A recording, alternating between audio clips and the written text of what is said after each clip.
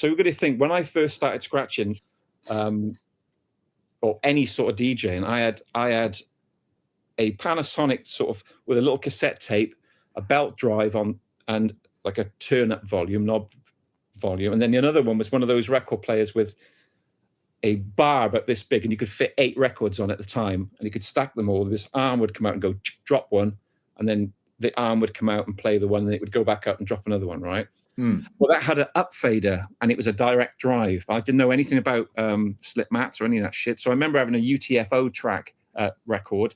So I sawed the spindle off, so it was about that so big, snapped the plastic arm off, and then that was my 2 decks. One was a turn-up one, and one was that. But we didn't have any mixers. That's absolutely amazing. There's a picture on my Instagram. Absolutely amazing. It's got Superman photographs and curtains in the background like that. So, and then we've got a stereo at the back as well. So you've got a cassette tape, then you've got that, and then you've got that.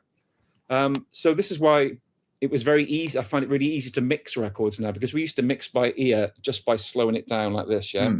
But there's no mixer, so you had to know all the BPM. I didn't know what the fuck BPMs were, but I knew that's a certain speed and that's a certain speed. That song will go with that song, and that will go with that one. That cover goes into that cover, because it was all about covers.